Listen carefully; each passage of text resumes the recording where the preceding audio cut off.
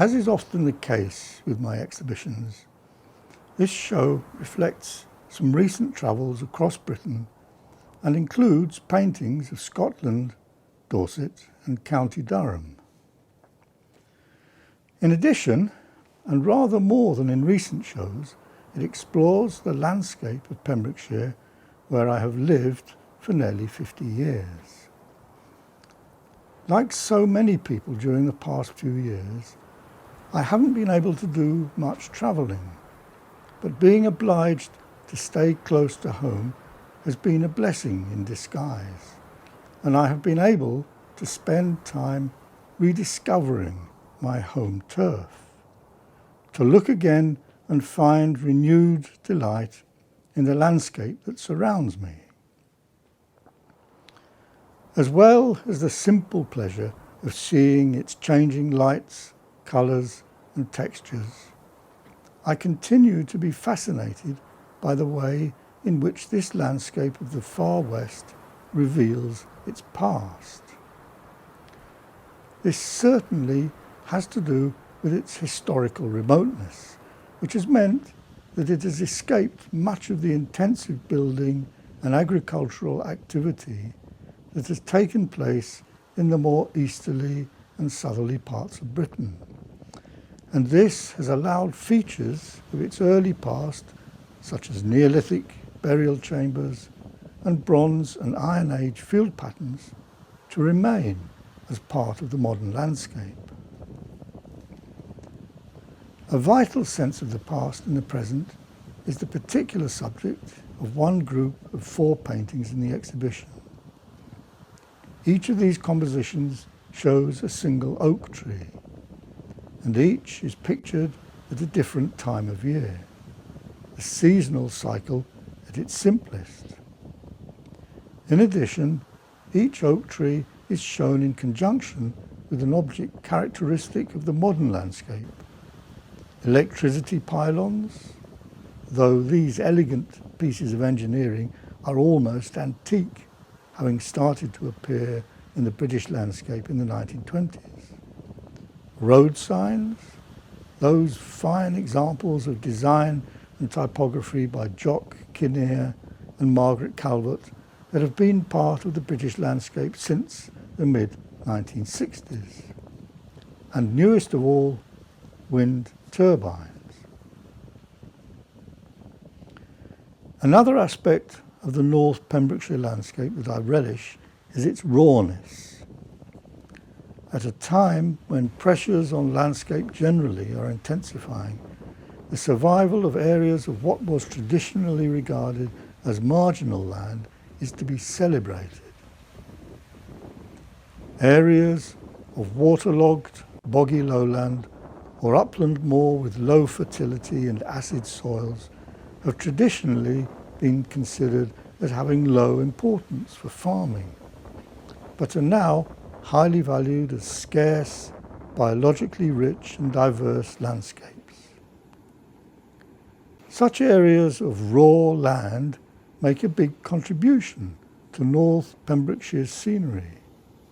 They provide visual drama, particularly in winter, when their pale ochres and deep browns and blacks make an exciting contrast to the muted greens of small upland fields.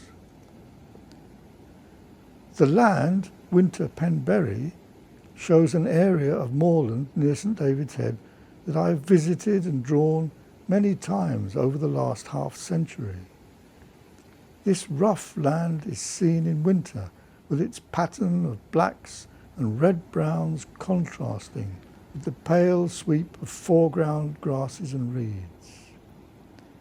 In Two Hills and Thorn winter, the rocky outcrop of Garden Vawr, which dominates the north and west extreme of Pembrokeshire's coast, is glimpsed behind and above a foreground filigree of bare thorn branches. In contrast, the boggy lowland valley depicted in Reed's February is shown in its striking winter colours, the carpet of bleached, dry reeds that cover the valley bottom seen against a grey-blue sky. There are numbers of other, less dramatic places in North Pembrokeshire that I regularly visit, and where I've been making drawings for many years. These quiet spots are often anonymous corners of the landscape, small wooded valleys, edges of fields and quiet patches of moorland. They don't carry a sense of the past on a grand or epic scale. There are no ancient burial chambers or standing stones, but they do have, for me, a personal resonance. Because I have visited them many times over the years, they are places where my memories have collected. In particular, I remember the first time that I stopped at one favourite location near Strumble Head on the north coast, just looking over a gate at a landscape of small fields, the skyline given character by two modest rocky outcrops. I return to this spot regularly, and on each occasion I recall that first visit. At these quiet places, it is the smaller changes of season and weather that become important.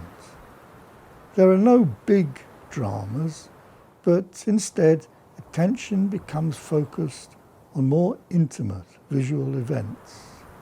There may be brilliant patches of low sun picked up by branches and tree trunks in a wooded valley, or early on a winter morning with trees and fields still in shadow, a lit cumulus cloud may slowly lift above the horizon. These quiet places and events are celebrated in paintings such as Valley Sun January 1 and Morning Cloud January. I haven't yet mentioned coastline, but as Pembrokeshire is surrounded on three sides by the sea, the coast is never very far away. Storms are regularly blown in on the southwesterly winds, and in winter these often give a very particular look to land and sea. With a grey sky of scudding clouds, green-grey sea and dark land, the white surf is often the dominant and most powerfully contrasting element of the scene. Waves striking a rocky headland can create a churning mass of white, contrasting with the delicate skeins and patterns of surf radiating from the constantly breaking waves. A coastal walk on just such a stormy day was the starting point for a wet day walking at Caerfai, whereas winter at the Sound shows a very different winter coast, looking across the Sound to Ramsey Island on a day with sudden snow showers. A coastline under snow has the fascinating visual effect of making a quiet sea appear green or turquoise grey. And one of the delights of finding such visual conjunctions of colour or tone is that they are almost always encountered by accident. Seasoned landscape painters are well aware that going out in search of a particular subject or idea almost never works. Interesting or dramatic things in the landscape often happen when least expected, and the important thing is to be open to respond to whatever visual events might be encountered. Some of the more powerful and turbulent paintings in this exhibition had as their starting point the mountain landscapes of the west coast of Scotland, where, in the area of the Torridon Mountains, 3,000-foot peaks descend to an intricately indented coast of sea lochs.